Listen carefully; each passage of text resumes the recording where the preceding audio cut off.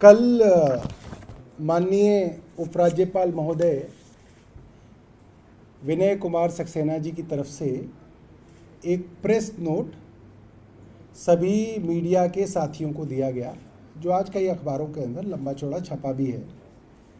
और उस press note के अंदर उपराज्यपाल कह रहे हैं कि दिल्ली सरकार पिछले कुछ सालों से कई अस्पतालों का निर्माण कर रहे हैं। और उन्होंने उनकी लिस्ट में पढ़ रहा हूँ, उन्होंने अपनी लिस्ट में बताया कि करीब 13 एग्जिस्टिंग हॉस्पिटल्स के अंदर नए ब्लॉक्स बन रहे हैं, यानी कि एक ब्लॉक है उसके अंदर नया ब्लॉक बन रहा है। 4 टोटली नई जगहों पे नए अस्पताल बन रहे हैं और करीब 7 जगह एग्जिस्टिंग हॉस्पिटल्स की रेट्रोफिटिंग या उसकी कुछ री इंजीनियरिंग करके उसके अंदर आईसीयू हॉस्पिटल्स में उसको कन्वर्ट किया जा रहा है। ये बात उन्होंने कही और मुझे लगता है ये बात सही है, ये काम चल रहा है। पहली बार एजी साहब ने माना है कि ये काम चल रहा है। और फिर उन्होंने पूरी लिस्ट भेजी कि जैसे संजय गांधी हॉस्पिटल जो है, ट्रॉमा हॉस्पिटल जो इमरजेंसी के लिए, वो करीब 96% कंप्लीट है। 2693 बेड का, माफ़ कीजिएगा, 362 बेड का अस्पताल बन रहा है। गुरु गोविंद सिंह हॉस्पिटल रघुवीर नगर में बन रहा है, रीमॉडलिंग हो रही है। इसके अंदर 472 बेड करीब हैं। ये मैं एलजी साहब की लिस्ट पढ़ रहा हूँ। इसी तरीके से लोकनायक के अंदर नया ब्लॉक बन रहा है 1570 बेड वाला। सत्यवादी राजा हरिश्चंद्र अस्पताल 773 बेड, भगवान महावीर अस्पताल 400 bed, Baba Saheb Ambedkar 1063 bed, mother and child hospital 460 bed, Acharya Shri Bhikshu अस्पताल 2270 बेड, आदि आदि करके ये करीब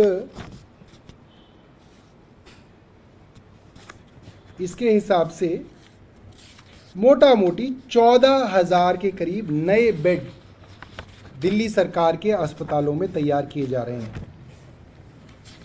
और फिर उन्होंने लिखा कि साहब ये जो अस्पताल बन रहे हैं इनका तो कोई फ़ायदा ही नहीं है, क्योंकि ये तो सिर्फ अस्पतालों की बिल्डिंग बन रही है, उसके अंदर डॉक्टर, स्पेशलिस्ट, नर्सिंग होम और नर्सेज वो कैसे आएंगी। ये सवाल एलजी साहब का नहीं, ये सवाल तो हमारा है। और अगर आप हमारी प्रेस रिलीज देखेंगे और हमने जो एलजी साहब को चिट्ठियां लिखी हैं, तो ये सवाल हमारा है कि दिल्ली सरकार के अधीन जो काम आता है, दिल्ली सरकार तो वो कर रही है, अस्पताल बना रही है। उन अस्पतालों के अंदर डॉक्टर की नियुक्ति एलजी साहब के सर्विसेज विभाग का काम है। अगर नहीं है तो एलजी साहब बता दे नहीं है, हम ले लेंगे। हम तो चाहते ही हैं, हम तो लड़ रहे हैं कोर्ट में कि सर्विसेज हमें दे दो। अस्पताल के अंदर डॉक्टरों की नियुक्ति, स्पेशलिस्ट की नियुक्ति, पैरामेडिक की नियुक्ति, नर्स हो गया, नर्सिंग ऑर्डरली हो गया, ओटी असिस्टेंट हो गया, ओटी टेक्नीशियन हो गया, फार्मासिस्ट हो गया, ये सारी की सारी नियुक्तियां सर्विसेज विभाग का काम है और एलजी साहब के सीधा अधीन है। ये बात बिल्कुल स्पष्ट है, आप किसी भी अफसर से पूछ लीजिए और उससे कहिए ऑन रिकॉर्ड वो बता दे। एलजी साहब का जो ये महकमा है सर्विसेज डिपार्टमेंट, ये सो रहा है, सालों से सो रहा है। और एलजी साहब ये नहीं कह सकते कि मुझे मालूम नहीं था, क्योंकि हमारे दबाव में, मेरे दबाव में विनय सक्सेना जी को ये मीटिंग करनी पड़ी है। जो कह रहे ना कि मैंने मीटिंग की स्टेटस के बारे में, मैं एलजी साहब से जानना चाहता हूं, आपने इतने सालों में मीटिंग की, ये तो आपका विभाग है। आपको 2 साल से ज्यादा हो गए दिल्ली का एलजी बने हुए और आप आज मीटिंग कर रहे हैं इसके बारे में। आपने पहले मीटिंग क्यों नहीं करी? आप मीटिंग कर रहे हैं, इसका मतलब आपका ही विभाग है ना।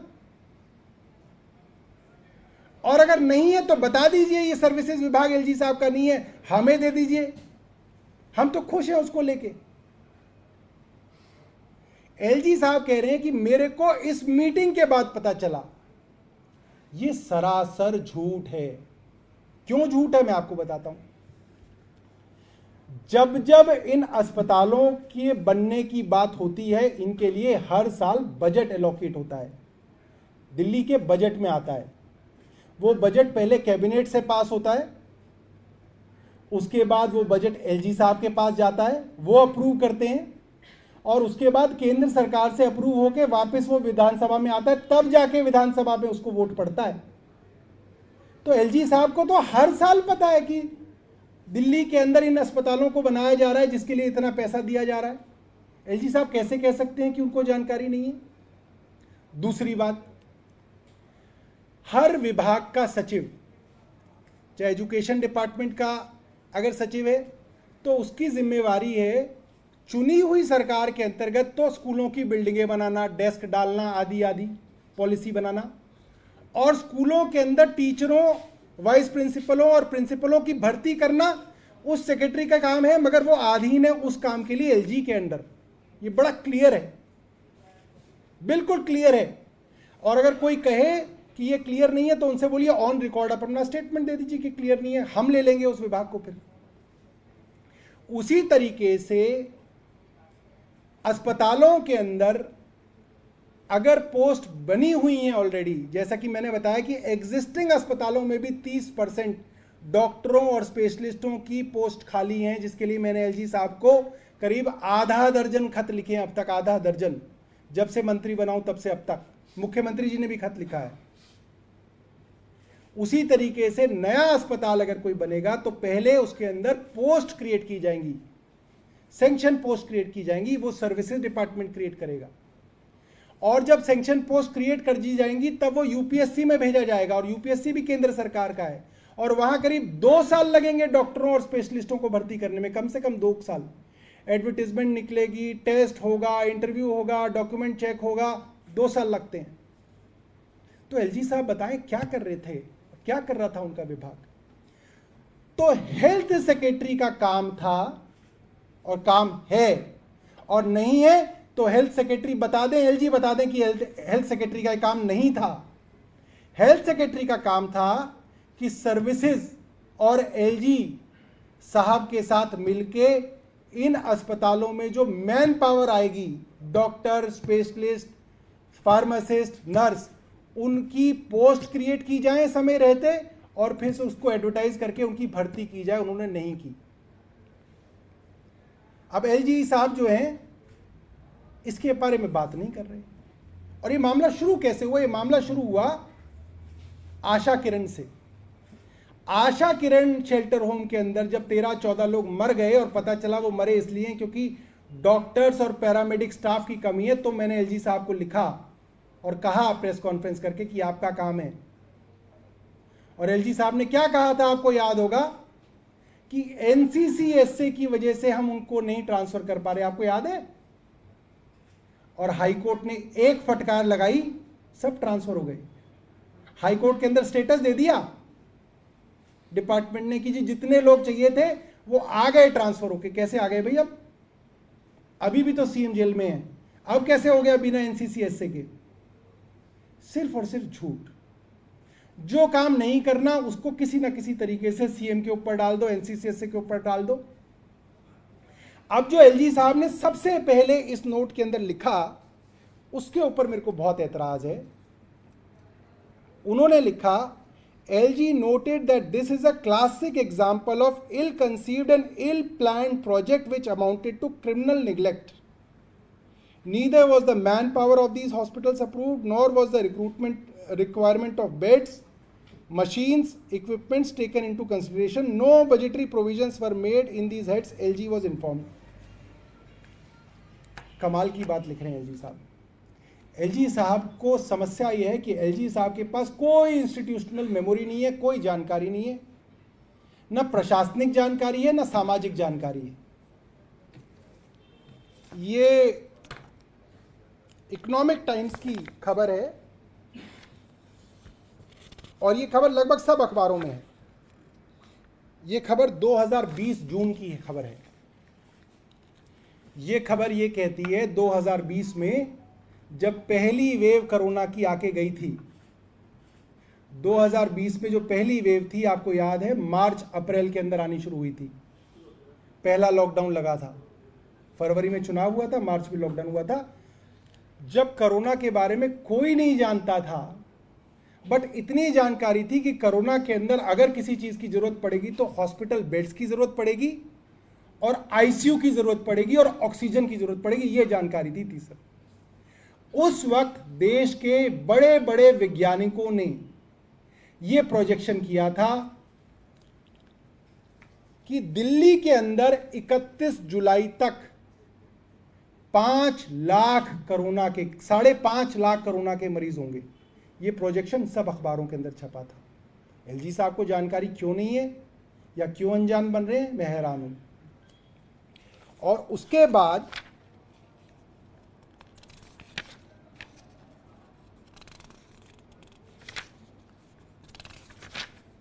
ये भी बताया गया था कि इसके लिए आपको लगभग कितने, हाँ ये रहा, ये दूसरा अखबार है, इंडियन एक्सप्रेस के अंदर एक खबर दूसरी है, वो इकोनॉमिक टाइम्स के अंदर थी।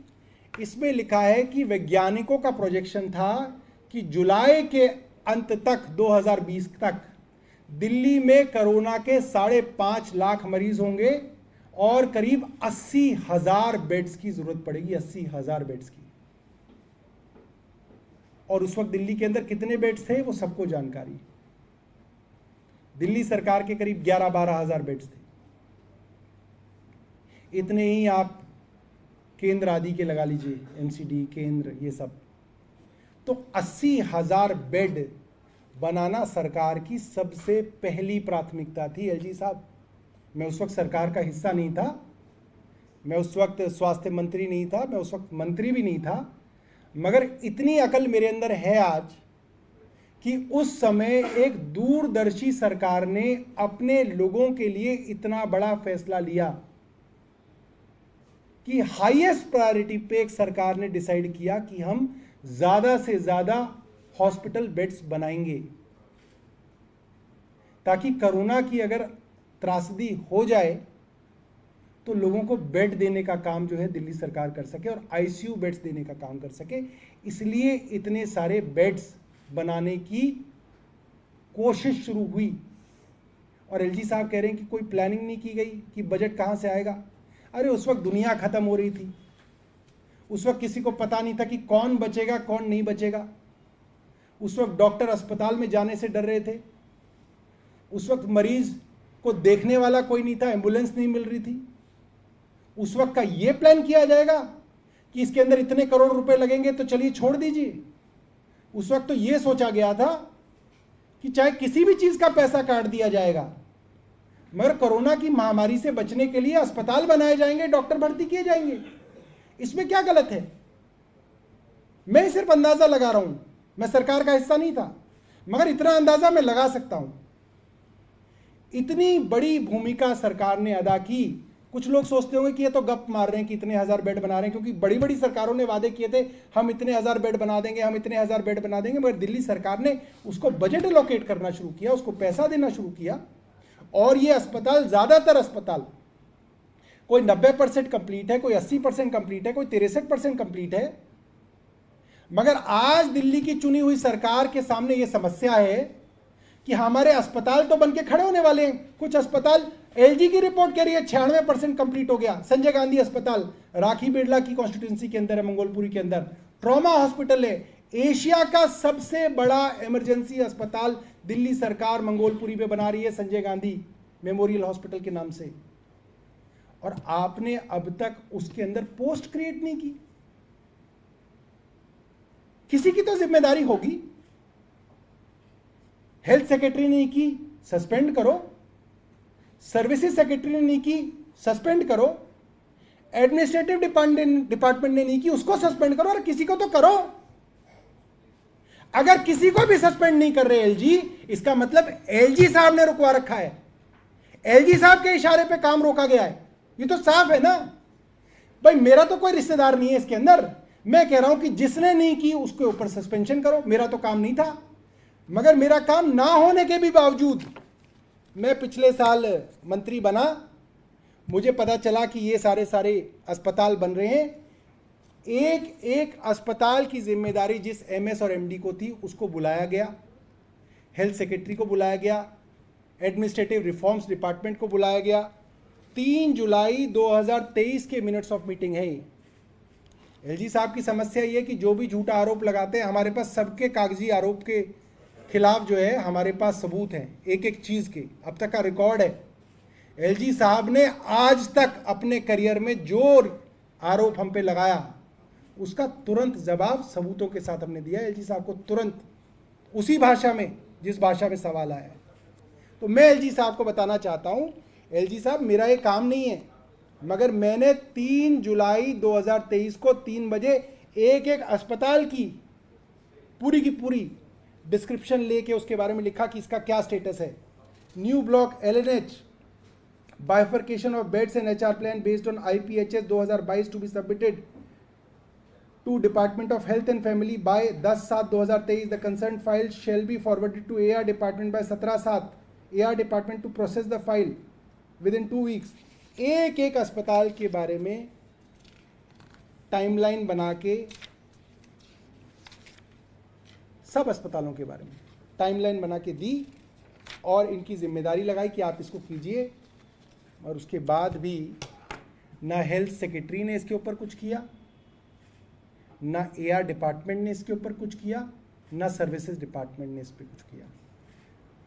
जो दोषी है उसको सजा दीजिए एलजी साहब, दीजिए ना, जल्दी दीजिए, गोल गोल मत घुमाइए। इसके बाद जब हमने देखा कि एलजी साहब की तरफ से कोई इसके ऊपर कार्रवाई नहीं हो रही, काम इनका है मगर वो कुछ करना नहीं चाह रहे हैं, तो इसके बाद 2 पत्र लिखे गए। ये पत्र हेल्थ सेक्रेटरी साहब को लिखा गया और इसमें मैंने साफ लिखा कि ये विभाग मेरे अंदर नहीं है, मगर मैं फिर भी आपको लिख रहा हूं। मैंने लिखा, it has been discussed many times in the past and undersigned has also chaired many meetings for creation of post for the upcoming new hospitals and additional buildings being built in the existing hospital campuses which are often designated as greenfield and brownfield hospitals. Though the creation of posts, सुनिएगा, though the creation of posts comes under the purview of Services Department under Honorable Lieutenant Governor, but the undersigned is very concerned about the slow pace of the creation of posts and process to fill up the posts through UPSC and DSSB. Therefore, it is directed that against each such new building being constructed, please specify the number of posts which are required to be created under various categories, and also what is the status of creation of posts and recruitment of human resources against these posts. मैं health secretary को लिख रहा हूं, एक मंत्री लिख रहा है, मंत्री का काम नहीं है। मैं लिख रहा हूं कि ये जिम्मेदारी एलजी के सर्विसेज विभाग की है, मगर ये अस्पताल बन रहे हैं और आपने ये पोस्ट क्रिएट नहीं की। पोस्ट क्रिएट करने के बाद भर्ती में भी समय लगेगा, लिहाजा आप मुझे बताइए कि अब तक किस किस अस्पताल और उसकी बिल्डिंग के अगेंस्ट कितनी पोस्ट क्रिएट हो गई और भर्ती का क्या स्टेटस है। ये मैंने लिखा है 25 जून 2024 को, 2 महीने हो गए आज। इसका जवाब नहीं दिया हेल्थ सेक्रेटरी ने, इसका जवाब नहीं आया 2 महीने से। और एलजी जो हैं घड़ियाली आंसू बहा रहे हैं, क्यों नहीं कर रहे सस्पेंड? रिश्तेदार है इनका, करिए ना हेल्थ सेक्रेटरी को सस्पेंड। मैं जानना चाहता हूं, एलजी साहब बताएं, रिश्तेदार है उनका, हर काम रोक रहा है। बार बार कहा जा रहा है आप पोस्ट क्रिएट कीजिए, आप पोस्ट नहीं क्रिएट करें। हजारों करोड़ रुपए का नुकसान हो रहा है सरकार का, हजारों करोड़ रुपए का। जो बिल्डिंग आज 96% कंप्लीट है वो 100% कंप्लीट होकर खड़ी हो जाएगी। पोस्ट क्रिएट नहीं हुई, 1 साल में आप पोस्ट क्रिएट करोगे, 2 साल में डॉक्टरों की भर्ती करोगे, 3 साल तक तो वो बिल्डिंग जो है कंडम हो जाएगी। जो इक्विपमेंट खरीदोगे वो सड़ जाएगा। क्या कर रहे हैं आप? क्या, कैसे सरकार काम करेगी? ये हालत है सेक्रेटरी हेल्थ की कि जो काम मंत्री का नहीं है, मंत्री लिख रहा है सेक्रेटरी हेल्थ को कि ये एलजी का काम है, मगर आप कराइए, मुझे चिंता है। कोई जवाब तक नहीं दिया गया है अब तक। ऑन रिकॉर्ड पूछिए आप doctor SB Deepak Kumar secretary health से कि आपको मंत्री की बात का जवाब भी देना नहीं आता। और एलजी से पूछिए क्या रिश्तेदारी निभा रहे हैं वो डॉक्टर एसबी दीपक कुमार के साथ कि उनसे उनके ऊपर कार्रवाई नहीं हो रही है। रोज चिट्ठियां लिखते हैं, झूठ लिखते हैं चिट्ठियों के अंदर, मगर कार्रवाई नहीं कर सकते। आशा किरण शेल्टर होम के अंदर सीबीआई द्वारा रंगे हाथों पकड़ा हुआ आईएएस अफसर एडमिनिस्ट्रेटर बनाया गया।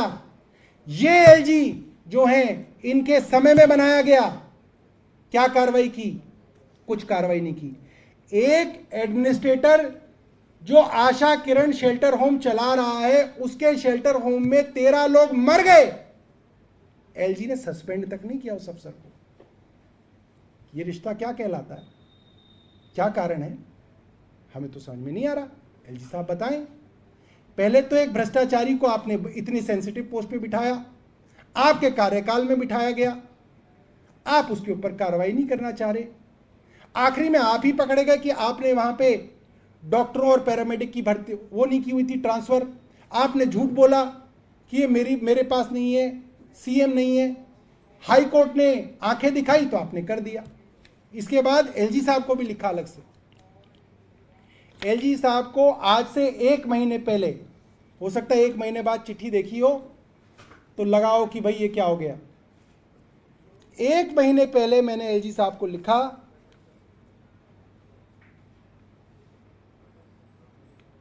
इन the continuation of my earlier DO notes, क्योंकि मैं उनको करीब आधा दर्जन चिट्ठियां लिख चुका हूं। I once again I am writing to your good self to seek your help for recruitment of doctors and specialists in hospitals and health facilities of Government of Delhi. As you are aware that Delhi government hospitals also serve the most vulnerable section of the society. Not only the residents of Delhi but the residents of the neighboring states also visit these hospitals, health facilities of Delhi government. The government of NCT of Delhi is also in the process of construction of many new buildings as independent hospitals as well as buildings which will add capacity to the existing hospitals. However, it is very unfortunate that the quality of services in the already existing hospitals is suffering because large number of posts of doctors and specialists are lying vacant in the existing hospitals of Government of Delhi. I understand that taking permanent doctors through UPSC is taking time. Therefore, I have suggested that doctors and specialists may be hired on contractual basis. Similar recommendations have also been made by the committee chaired by Dr. S.K. Sareen on the direction of Honorable High Court. I have earlier sent similar request to your good self as services department directly comes under your control. I humbly request you to direct the department to expedite the process of hiring of doctors and specialists on contractual basis. ये निवेदन मैं LG साहब को आधा दर्जन बार कर चुका हूं जब से मैं आया हूं, मंत्री बना हूं, कि भाई आपसे परमानेंट हायर नहीं हो रहे, आप कॉन्ट्रेक्चुअल हायर कर लो। और एलजी साहब बार बार लिखते हैं नहीं आपको भ्रष्टाचार करना है उसके अंदर। अरे कमाल है, हायर आपको करना है, भ्रष्टाचार मैं कर दूंगा उसके अंदर। और जो मैं रिकमेंडेशन कर रहा था पिछले 6 खतों के अंदर, 5-6 खत लिखे मैंने, वही रिकमेंडेशन दिल्ली हाई कोर्ट द्वारा बनाई गई एसके सरीन कमेटी ने भी की। डॉक्टर एसके सरीन कमेटी ने भी ये कहा कि भाई आप परमानेंट लाओगे, उसमें पता नहीं कितने समय लगेगा, आप तब तक कॉन्ट्रैक्ट पे तो हायर करो। आप हायर क्यों नहीं कर रहे? क्योंकि सिर्फ और सिर्फ एक मकसद है, दिल्ली सरकार के अस्पतालों के अंदर डॉक्टर ना हो, स्पेशलिस्ट ना हो, पैरामेडिक ना हो, नर्स ना हो, फार्मासिस्ट ना हो, डिस्पेंसरियों में फार्मासिस्ट ना हो, और दिल्ली के लोग जो है त्राही त्राही करें, बेचारा गरीब आदमी बिना इलाज के मर जाए, ये कोशिश है। और बेशर्मी है। इतने खत दिखा रहा हूं मैं एलजी साहब से कहता हूं कि आप जो ये चोरी छुपे जो है, ये छुप छुप के जो नोट भेजते हो प्रेस को, इससे कोई फायदा नहीं। मैं as a health minister LG साहब को इनवाइट कर रहा हूं, मैं उन्हें न्योता दे रहा हूं, मीडिया के सामने एक सार्थक चर्चा कर लेते हैं इस विषय पे। आइए तो सही। ये अपने ऑफिस के पीछे से झूठे नोट्स भिजवाने से क्या होगा? उससे तो कुछ हल नहीं होगा। आप झूठ बोलते हैं, मैं अगले दिन आपका पर्दाफाश करता हूं, मैं आपको एक्सपोज करता हूं। एलजी दफ्तर की गरिमा गिरती जा रही है। एलजी साहब से मेरा निवेदन है, आप जब कहें, जिस दिन कहें, जिस स्थान पे कहें, मैं एलजी साहब से इस विषय पे चर्चा करने के लिए तैयार हूं, तमाम मीडिया के सामने चर्चा करने के लिए तैयार हूं, और सबूतों के हिसाब से एविडेंस बेस्ड चर्चा करेंगे। ऐसा नहीं कि मैं कुछ बोल रहा हूं, वो कुछ बोल रहे हैं। मैं कुछ बोलूंगा उसको तथ्यों के साथ, एविडेंस के साथ, कागज के साथ, डॉक्यूमेंट्स के साथ मैं मीडिया के सामने रखूंगा कि साहब मैं ये सेंटेंस बोल रहा हूं और इस सेंटेंस का ये जो है ये एविडेंस है, ये इसका सबूत है। एलजी साहब एक सेंटेंस बोले उसका सबूत दे दें। झूठ बोलने से कुछ हल नहीं हो रहा। और मैं ये बताना चाहता हूं, दिल्ली के और आसपास के राज्यों के, उत्तर प्रदेश, हरियाणा के हजारों लाखों लोग दिल्ली के अस्पतालों में इलाज करने आते हैं। एलजी साहब से निवेदन है किसी दिन जाके देखें, जिसके घर में किसी को कैंसर हो जाता है पूरा घर बर्बाद हो जाता है, उसका पूरा घर, पूरा पैसा, जितनी संपत्ति होती है, जितना पैसा अर्जित होता है, सब लग जाता है। वो बेचारे दर बदर भटक रहे हैं वो लोग, कहीं स्पेशलिस्ट नहीं है, कहीं डॉक्टर नहीं है, कहीं फार्मासिस्ट नहीं है। आप कुछ तो करिए। और आपने जब जबरदस्ती इस विभाग को लिया है तो आप इस पर काम कीजिए, और अगर आपको काम नहीं करना तो विभाग वापस कीजिए।